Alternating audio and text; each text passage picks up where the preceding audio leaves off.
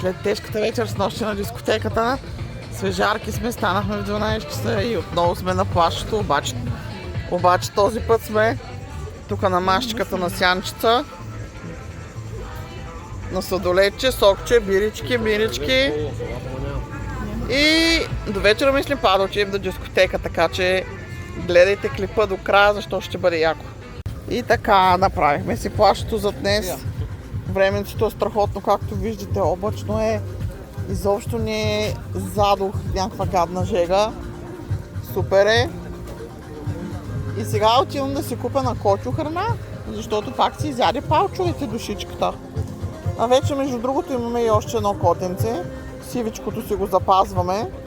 За нас ще си го водим на България. А другите двечките ги пуснах при една друга котка майка, която тя веднага ги прие, което ми беше странно.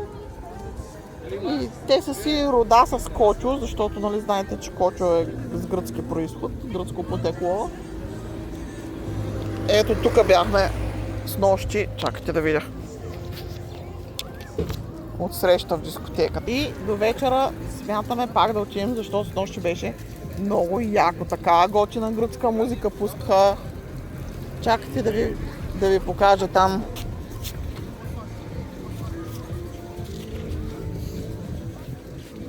Не е свободната зона.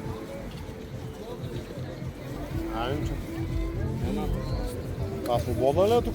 Да, свободна. И така, сега сме, както ви казах, сме се запътили за Масутица, да мога да си взема на кочовците храна. И тук стигнахме до моето любимо кръстовище, където обожавам да пресичам.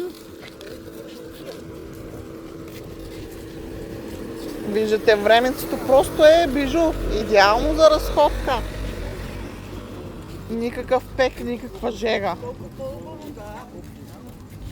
Което е страхотно. Айде, тук при скитките да минем. Минаваме през скитките, това българин ще начака, защото ако не начака, ще еде голямата глоба.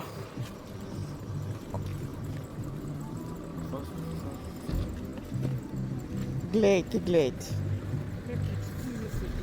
Кичици, всичко направено, зеленко, да е уютничко.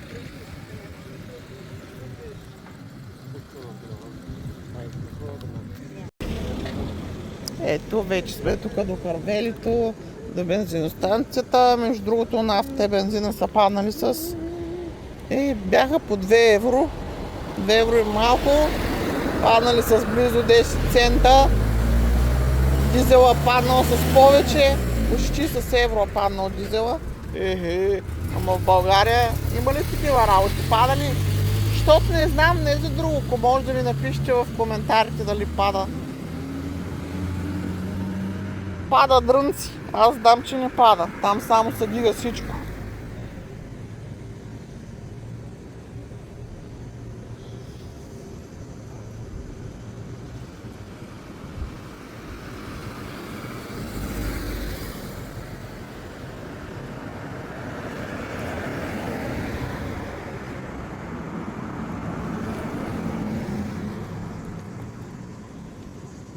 Вижте сега това Ауди с какъв номер е. Няма да му го заличавам в клипа, защото просто е много интересен. Само да мина тук една неравност, да не се изпусна телефона. Ето.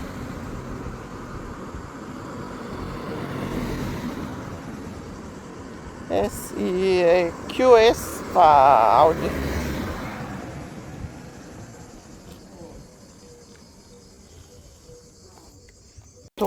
Взех няколко пакета палчи от любимите му, плюс храна на костенурката за България и ще отида да сложа на малките кочета да ядат. Сега бананова палма с бананчета. Ето ги бананчетата. Много са яки. Да, това бананова палма, ето. И долу има.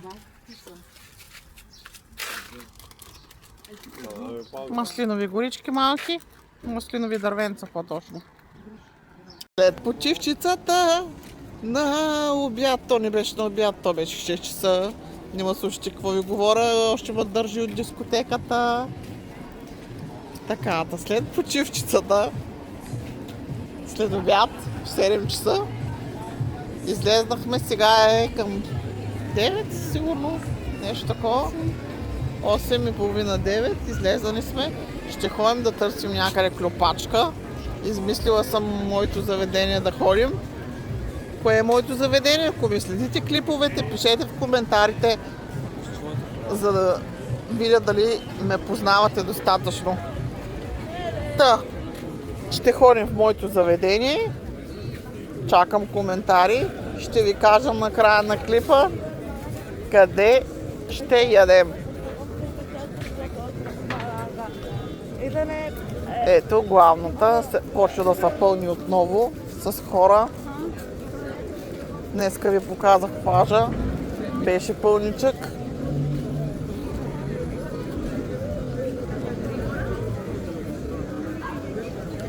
Тук гачили са празен, което е супер, ма няма да ям сладко, ще си разваля вечерята, а не искам.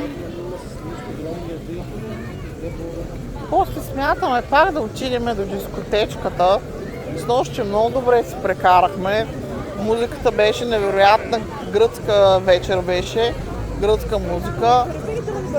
На фона на това, че никъде другаде не ми пускат гръцка музика, просто там си беше бижутерийно.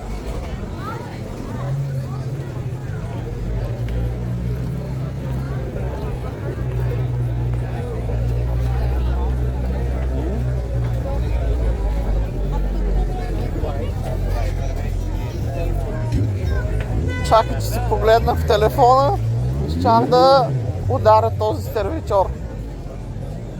О, тук продават грозденци някакво. Аз не обичам грозни по принцип. 2 евро килото. 2 евро килото, 3 евро килото. 1 евро това. Кайсийките.